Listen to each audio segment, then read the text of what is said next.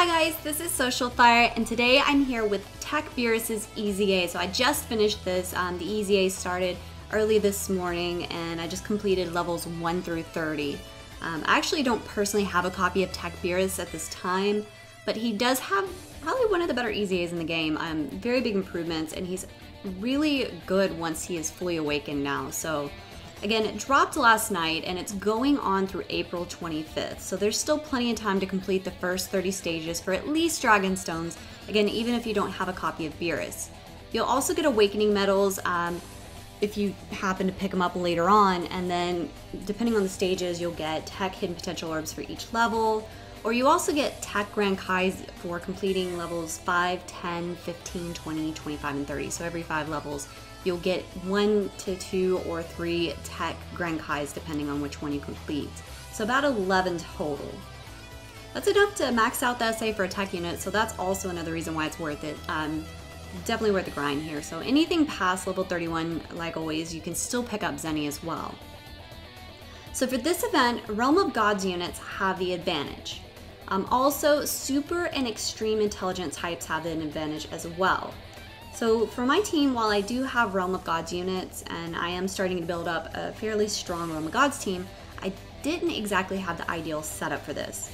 My Realm of Gods units are a lot of agility types, things like that. So I did obviously include agility units on my team again, just like last time, so people could get an idea of how well they could still do in the event.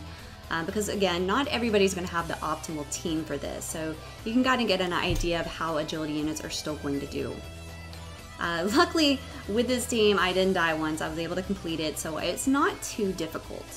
I would say it's not as easy as the Gauntlet EZA that we had recently. That was not difficult whatsoever. This one a little more challenging, but still very doable, very easy to complete. Now, I ran a team with double Ultra Instinct Goku leads and relied on them to do a lot of the damage here and tank super attacks when I was able to get them in the right rotation for that as well. So Ultra Instinct Goku is he's actually a beast for this event. I mean, he's amazing already, but he is going to do very well here. I mean, he is Realm of Gods, plus he has that intelligence advantage as well, and in general, he is a pretty strong unit overall. And then he can occasionally dodge attacks, which is nice too. Even when he did take a super attack though, it didn't do too much damage, even in the final stages of the EZA. So I usually, well, on a regular event, I would usually keep him paired up with Agility Godku, who is here, even though he does have that disadvantage. But I had to watch where I placed my agility units during this event, so I couldn't always keep him linked up with Ultra Instinct Goku. I did kind of have to change it around at times depending on where attacks were coming in. So Gogeta Blue is also here, and again, he is an agility type, but he is effective against all types. So I did feel like he would still do well enough. I, again, just tried to kind of limit him taking attacks when possible. I also had strength units like Jiren here, who can be at a disadvantage later in the EZA. And a few other units I had ready to sub in if needed, but I was able to clear it with this team, so I really didn't have to resort to that. Ideally though, a Realm of Gods team with intelligence and physical units is probably going to be one of your better bets for this. Some good units to bring along, for example, obviously Ultra Instinct Goku. He's going to be a star for this EZA. A Mono Intelligence team could work well too if you don't have a solid Realm of Gods team, so another thing to keep in mind there. It doesn't make a difference really if it's extreme or in a super at this point. Now I would actually love to see how LR Vegeta would do in this event as well, so I may try that out later on, maybe again with a Mono Intelligence team as well.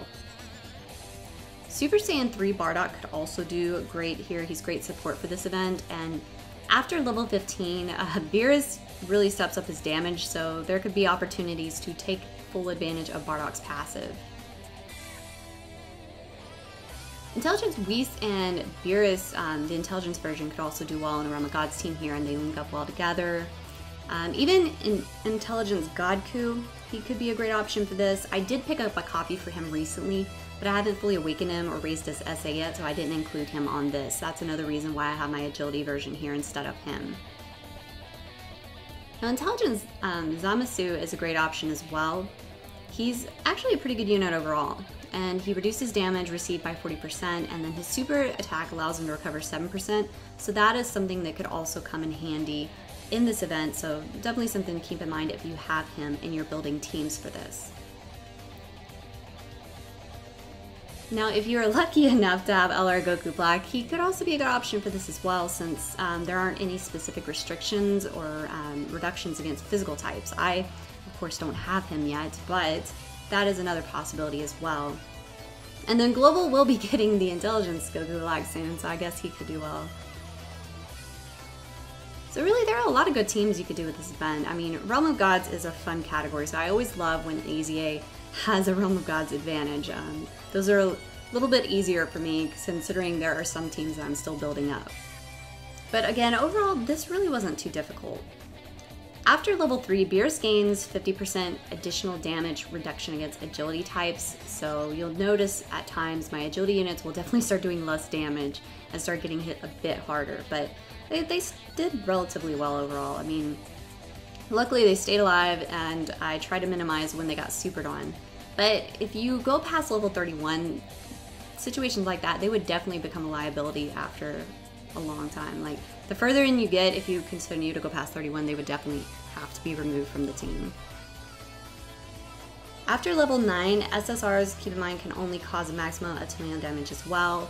And then by level 13, Beerus gains an additional damage reduction of 65% against agility and tech types. Now by level 20, he gains an additional damage reduction of 80% against agility, strength, and tech types. So the last 10 levels are really going to be the most difficult, and I could really tell the difference once I got into that portion. The fights definitely drew out and got quite a bit longer as well. I think the final one, level 30, I finished in about 4.5 minutes. So overall, the EZA did take a little longer to complete than some of the more recent ones, like again, the Gauntlet Gun EZA, for example. I felt like that one I breezed through. This one was still fairly easy, but it did take longer in general. Now keep in mind, guys, Cell's EZA has also returned to Global, so that's another one I'm going to work on next. 30 more Dragon Stones is always a good thing, and it's a great opportunity to save up for Intelligence Goku Black. He will probably be dropping on Global in the next week or so from what I've been hearing. So completing these EZAs is definitely becoming easier for me. If many of you have been following my channel, earlier on I did struggle. I mean, many of us run into that, but at this point it is getting to where I can at least complete the first 30 levels, so my deck has really been improving the past year. There are several that I used to struggle quite a bit with, and many of them still aren't easy by any means. So if you're newer and you are having a difficult time clearing these, it does get easier over time, and when you're building up your deck, the more work you keep putting into it. After your deck gets strong, you will be able to clear these a little easier. And I know a lot of people in this comment section will probably have some great tips as well, so if you had a strategy in particular or a team build that worked very well for this EZA for you, let me know in the comments, guys, because it'll always help someone else out as well. Also, let me know what you thought about the EZA and TEQ Beerus. So again, a lot of people feel like he is really good with this EZA now. It almost makes me want to summon on the banner that's up now.